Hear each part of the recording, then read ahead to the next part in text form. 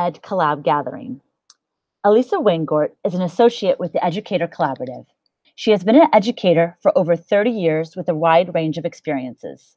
Currently, she serves as a learning leader and fifth grade teacher in the Spanish bilingual program of the Calgary Board of Education in Calgary, Alberta, Canada.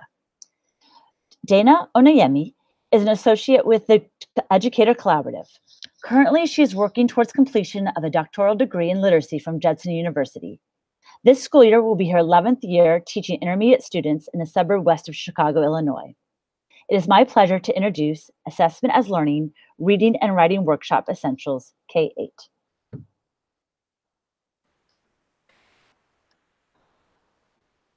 Okay, hello everybody. This is Elisa. I'm going to start us off with this session. And first of all, the session is about assessment as learning, and we're looking at reading and writing workshop essentials, as we call them. What are the important things in terms of assessment? And I know that I can speak for both myself and Dana when I say that we're thrilled to be here, and that we hope that you can take some things away from this session at the end for both reading and writing ideas to take back to the classroom to help you with assessment for your students, with authentic assessment for your students. As a little housekeeping thing, our hashtag for this session is see it on the screen. It's the EdCollab gathering space hashtag 8. And we hope that you will tweet out anything that you get from this session, either questions or comments or pushbacks or other ideas, takeaways as we are going through this session. And to get started here, both Dana and I, when we were planning our session, we were talking about, we thought that we might be able to have a little bit of interactive time, but instead, we're going to ask you as we're getting started to maybe think about what are some hot button assessment topics in reading and writing that, as you see on the screen, keep you up at night. What are some of those things that that you feel like are those issues that maybe we hope to address in this session? And if they don't come up, make sure that you go ahead and bring them up on the Twitter chat. Okay. So as we look at authentic assessment, we are looking at the screen that you're looking at right now kind of goes through what Dana and I have been discussing in terms of what are some of those premises that we hold about authentic assessment. And in our conversations, we talked a lot about accountability versus learning. Why do we do assessment? And I know that the discourse in schools, in public schools particularly, of which both Dana and I currently are working in, the issue is around accountability. How do we get the kids to show what they're learning so we can tell someone else, like their parents or their principals, what it is that they know and are able to do? And really, in our conversation, what we agreed about is that although we do need to report this out to the community at large, and that includes parents, we are remiss if we don't look at the fact that when we assess kids, what we really want is to find out about their learning and to use that understanding to help them learn something that they're ready to learn next. And that we are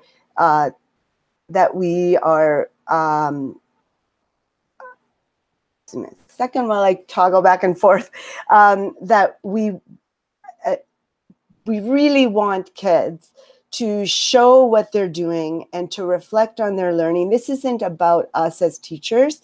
It's about students and teachers learning side by side and working together. Assessment is more of a collaborative endeavor in the classroom. It's I like to use a Alberta educator who sadly passed away about 3 years ago, Joe Bauer, who talked about assessment as conversation. So when we sit side by side with kids, we're talking to them and we're learning about them and we're gathering information. They need to do the same, and then together, collaborating together, we can decide on what the next steps are and what are the strategies that we can use to help students learn more. So that's kind of in a nutshell, when we talk about authentic assessment, kind of what we're talking about. So feedback is a key element of that.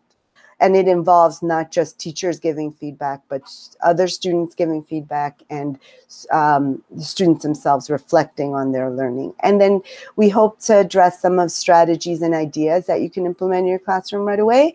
And we want you to have a kind of an excitement, a sense of excitement about your assessment journey as well. So, move on. So Dana is going to talk a little bit now about some more around assessment and what's our some metaphors that we can use to think about assessment. Yeah, so I wanted to start off with thinking about a very concrete skill that everyone at least has some kind of idea what that looks like in action. But just think about riding a bike, for example. If you wanted to be able to tell if someone else was able to ride a bike or if you were able to ride a bike, what images would you be conjuring up in your mind? Because when I think about that skill of riding a bike specifically, I think about, something that looks a little bit like this. I hope that came up. So hopefully that is working here. So something like this, really riding a bike is about doing it. You need to be able to get on the bike, practice a little bit, fall down, get back on, and you get that support and that feedback from that coach who's standing right there, right beside you. And then at some point, they're ready to let go. But when I think about what that looks like and what this means for teaching a kid how to read or for teaching a kid how to write, sometimes we're not giving them those opportunities to learn how to read and write by reading authentically and by writing authentically, which is really, we want to really push that. What do we even mean when we say that word authentic? Because I'm going to try to get this to stop here with the screen sharing. Hold on a second. I'll go ahead and go on to here we go. A lot of times what you might see happening, if we were to think about the metaphor from a classroom perspective, you might see, when we're learning how to read or learning how to write, like let's break it down into all its different parts. So when you think about that with a bike, you've got all of the different parts, different things that you certainly need to know, like for reading, the different text are and all of those kinds of things, but that's not really necessarily how you read authentically. You're not sitting there like, today I'm going to really look at just the setting and I'm just gonna, read for the purposes of filling out this graphic organizer on setting. And when we're thinking about that from the metaphor, it's looking something like, this is the kind of assessment we're giving that you're taking away from that opportunity. And we want to think a little bit different about how do we support readers in action? How do we support writers in action instead of only breaking it down into its individual components and then assessing and even grading things in isolated pieces? So we're hoping that as we go throughout the session, you can kind of think about how can you bring it back to that metaphor of, are the skills and the strategies, are they about being in action, or are they separate, discrete, separate skills that are going on? So with that, I'm going to hand it back to Elisa to talk a little bit more about what this looks like in the writing workshop.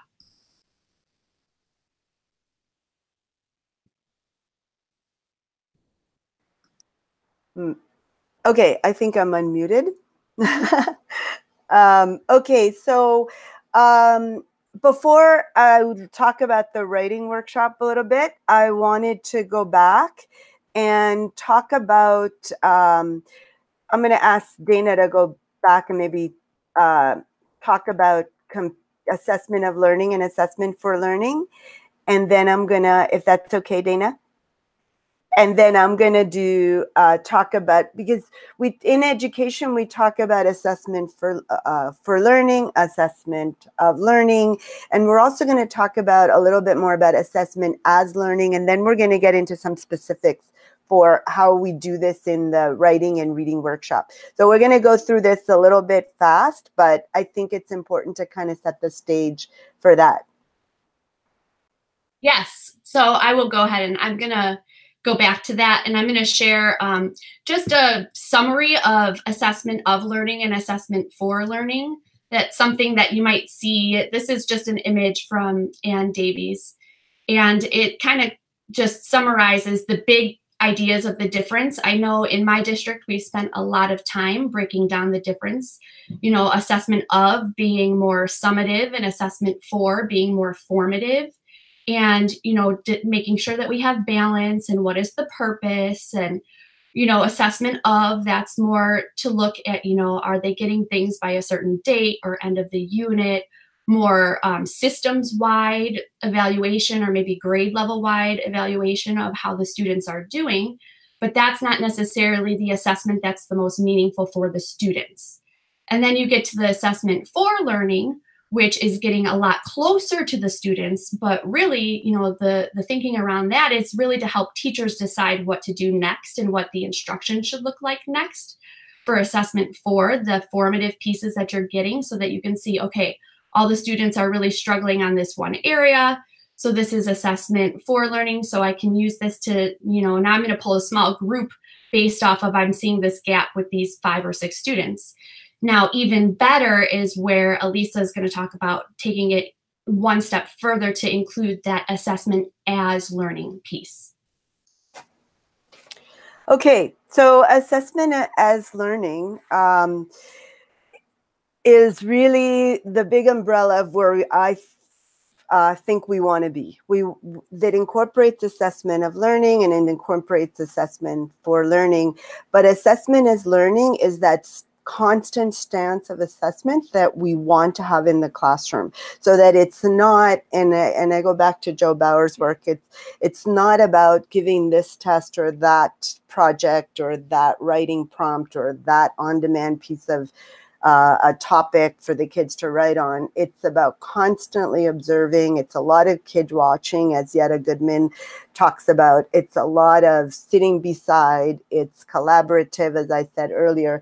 So we want to incorporate, I'm going to share this window here. So we want to incorporate both formative and summative assessment, right? We want assessment for and assessment of learning. But we want to stress that everything that happens in the classroom may inform both students and teachers of student progress and as learners. So it's learner, and actually we talk about student-centered, but I like to use the term learner-centered because as a teacher, I'm also a learner in the classroom. So it's learner-centered. It's an assessment as an opportunity for both the teacher and the student to learn. And in Calgary here in the Board of Education, we use this success criteria.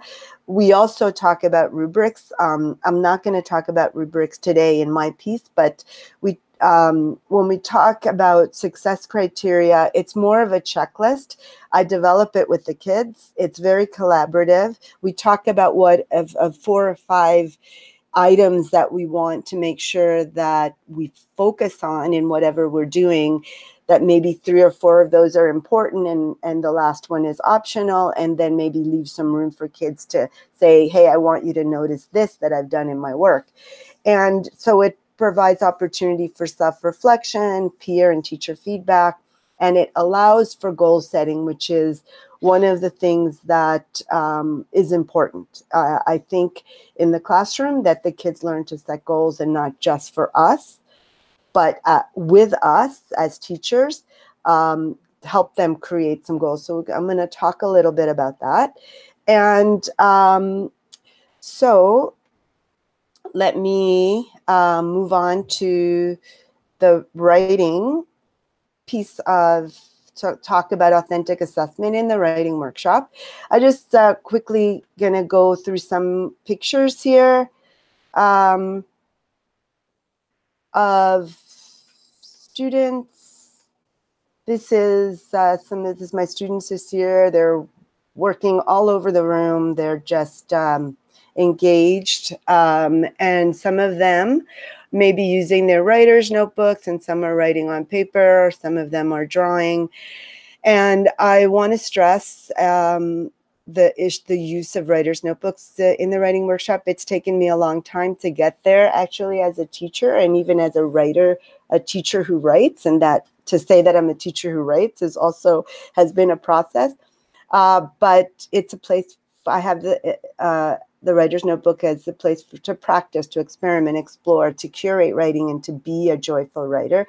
And I credit Ralph Fletcher for this joyful piece of writing. I went to a session of his at NCT a couple of years ago, and I was having a horrible year in the writing workshop with my students, and he just brought in the light, and I felt validated in a lot of things that I was doing. So I want to stress too that if you don't have some kind of writing workshop set up, or the conditions that you see on the screen in your classroom, it would be very hard to have authentic assessment, because then it will be, okay, 5 minutes of free writing. And at the beginning of the year, I was telling Dana that it's very hard to move the kids from, oh, it's free writing time, to this idea of a writing workshop where there's a lesson and you get to practice whatever I've been teaching in the mini lesson. And then you get to do a lot of your own writing. You get to spend a lot of time working on your own writing projects, and then we share and we give each other feedback. So that's really key and very important in this whole process. As well as conferring. I'm not going to spend any time on this, but conferring for me, just to say that conferring is, for me, is the place where kids are, it's that sit beside piece, and it's where I get a lot of information about what the kids are doing, and where we can talk about their writing and then move it forward. And so now I want to get to some of the specifics in terms of a couple of strategies that I want to share. If I can only find, oh, there it is. Here we go. Okay, so one of the things I have my students do at the beginning of the year is talk about the kind of writer they are and the kind of writer that they want to be. And I have here some samples, and again, I'm not going to speak to all of them, but I will talk a little bit about a couple of them and what do they show me, right? So the one on the left, he wrote, I'm the kind of writer who does not do well under time. So if you put a timer, it will make, it'll be more difficult for me to write. And I do use a timer during the class at times. I want them to have some structured time to write. I, as a writer, do that myself. I set a timer for 10 minutes. Sometimes it goes over. It stops and it goes over and I keep writing, and sometimes I just stop. And I want to be the kind of writer who, when I have an idea, I can write it down immediately. So right away in my head, I'm thinking, okay, so this is a child who needs lots of space and lots of time to write, gets anxious, with the with being timed. So I need to stress that this is just a beginning piece, not the whole piece. And in terms of a timed piece of timed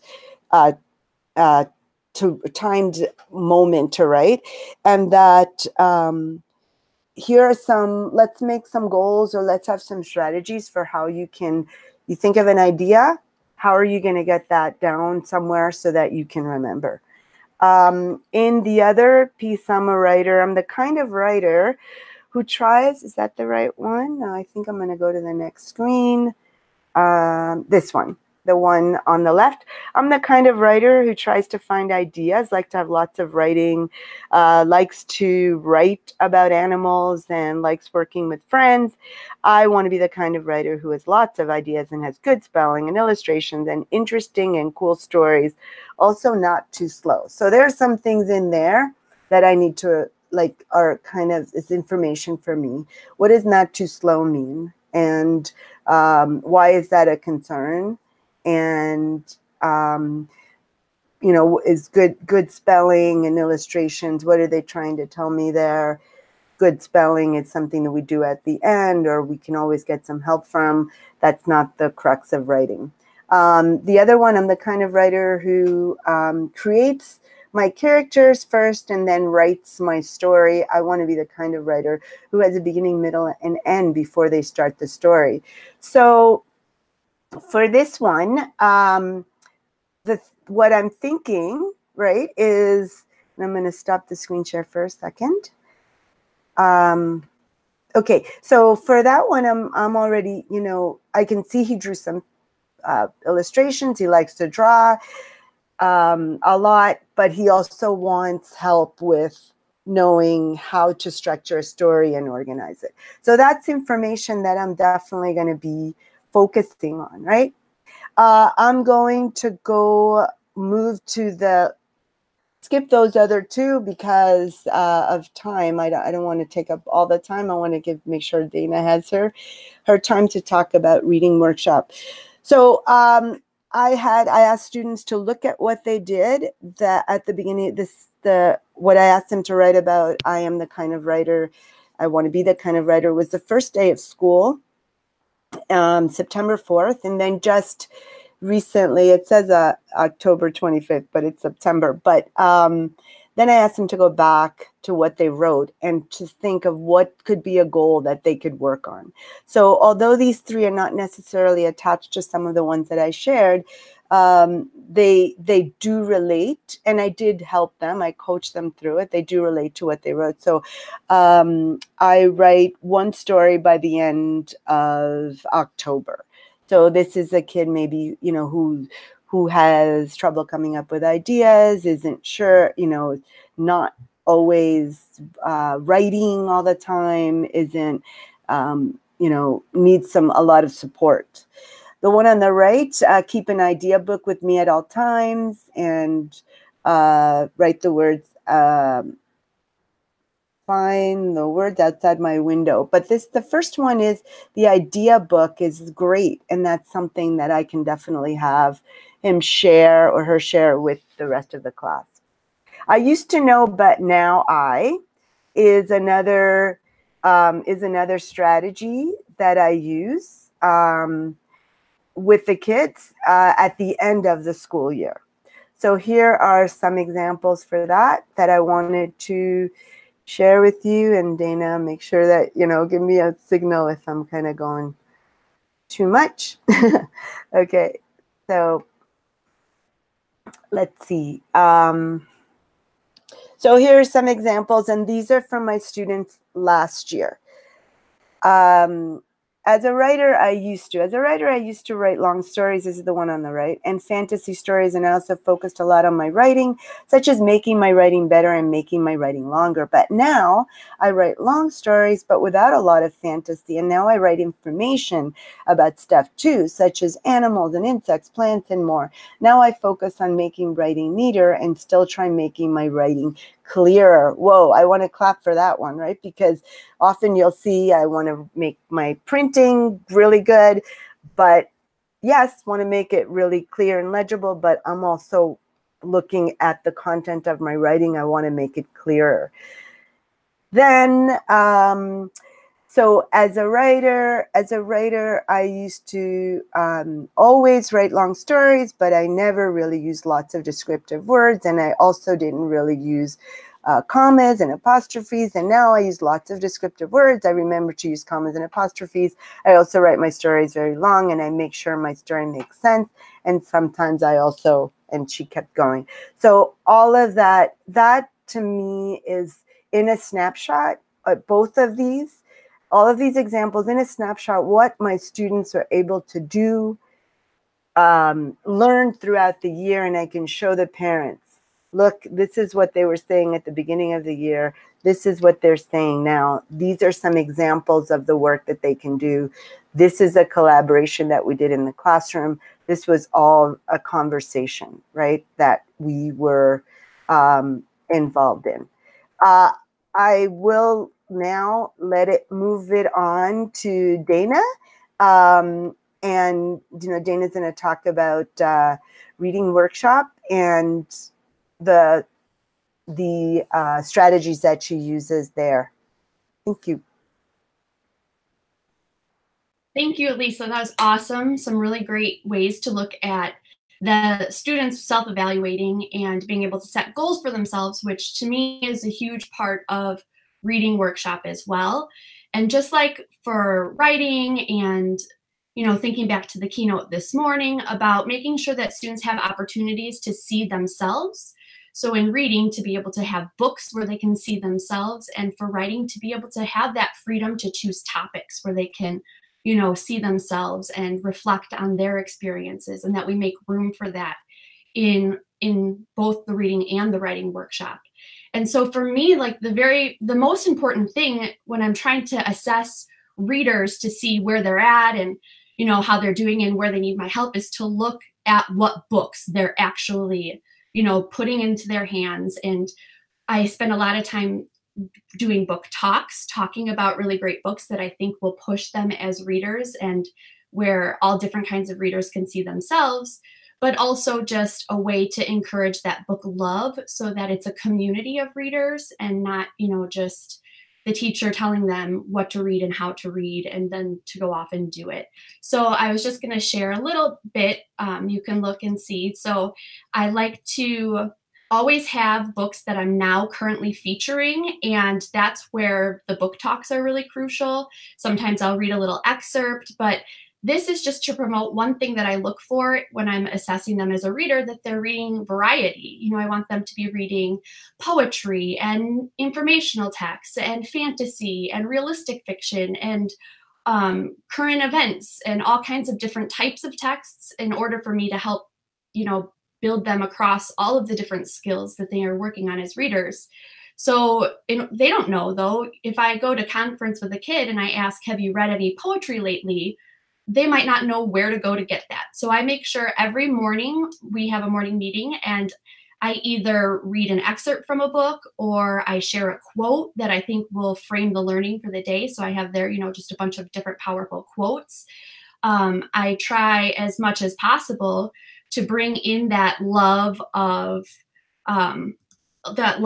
reading and variety of text. So to do that, I wanted to just quickly share some with you that I kind of think build in the themes of the day, the themes of the conference from this morning. And one thing that I want to make sure is that I'm promoting books that I know kids are going to want to read, because that to me, they have the right book in their hand. Then I can sit down beside them and help them as a reader to grow on whatever skills that they're working on. So a lot of teachers will of graphic novels being an important part of your literature. But there's tons. There's so many good ones. This book, Child Soldier, When Boys and Girls Are Used in War. This is a really great one that you can have students access and read and jot and talk, have book club around, and the types of ways that you're going to get kids to really dig deep into their thinking is by putting those texts in front of them that really elicit that type of thinking. So there's all kinds of different picture books that you could use as well. one that I really like for getting kids to just think about the power of text is the breaking news and what that means for, trying to deal with all of the different things that are going on in the world, and then connecting that to the reading choices that we're making each day. And so one thing that I'm looking to assess them on is if they're able to make those connections and pull across different texts and connect, when they're reading, to jot about, what they're thinking. So the other big part of reading workshop, I know there's an accountability piece, and in my school, we're really expected to have the kids fill out reading logs every single day for their in-school and their home reading.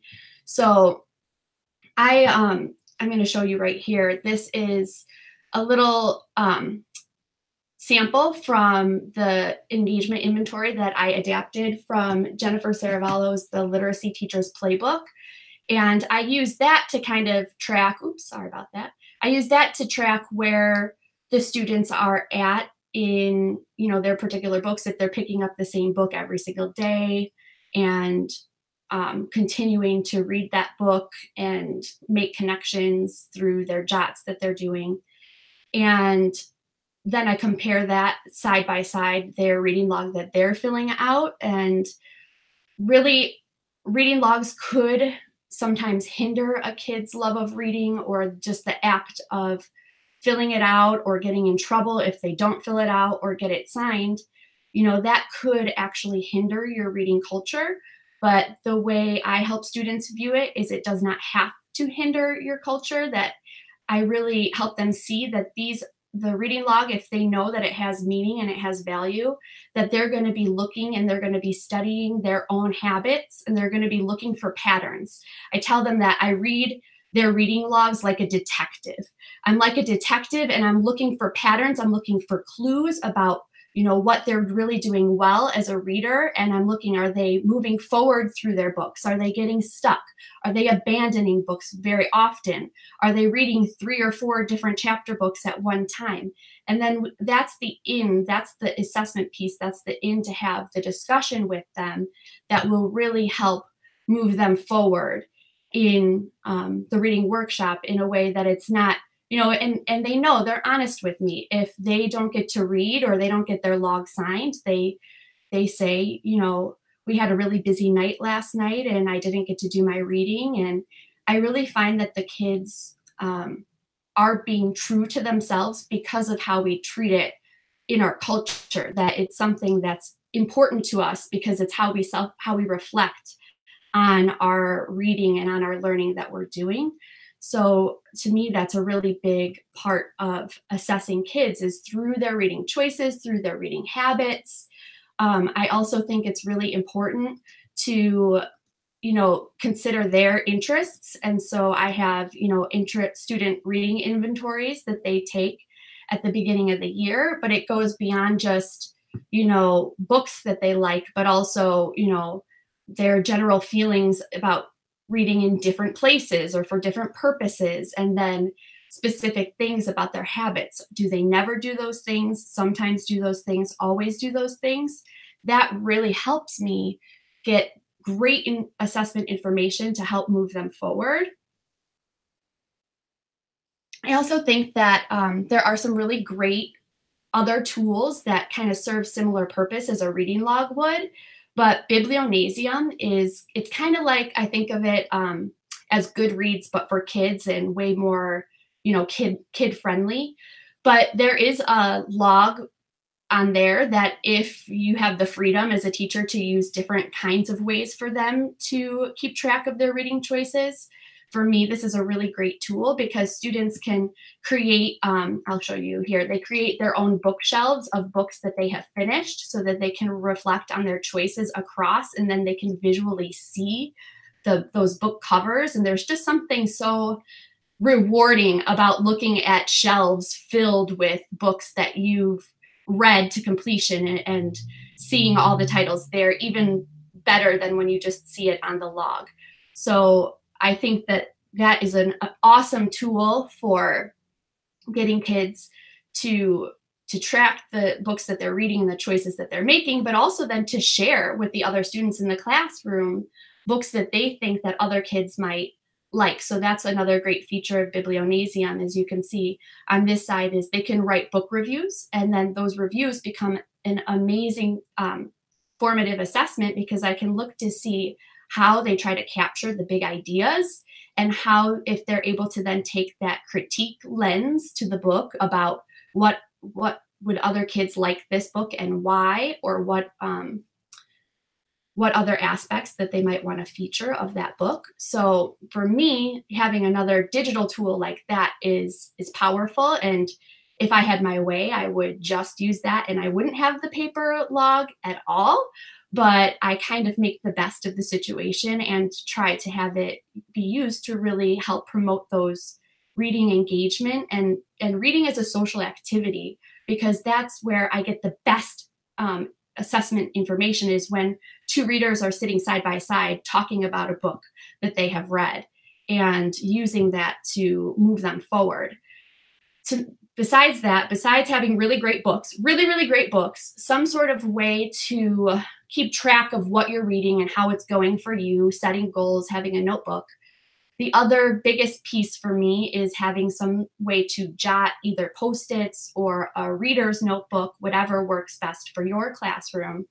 But I'm just going to show you a little bit here about kind of what I do with the jots. I've taken ideas from so many of the great leaders and teachers from the Educator Collaborative and elsewhere to really think about the power of the jot. So the jot is authentic. When they go to jot about their reading, I'm not saying everybody today has to make sure they jot about a memory moment in your text if you're using notice and note signposts, or everybody has to jot about the setting, the details of the setting today. I want them to see that readers, when they read, they jot about the things that are important to them, and they write down those really smart thoughts that they have in their head that they just don't want to forget.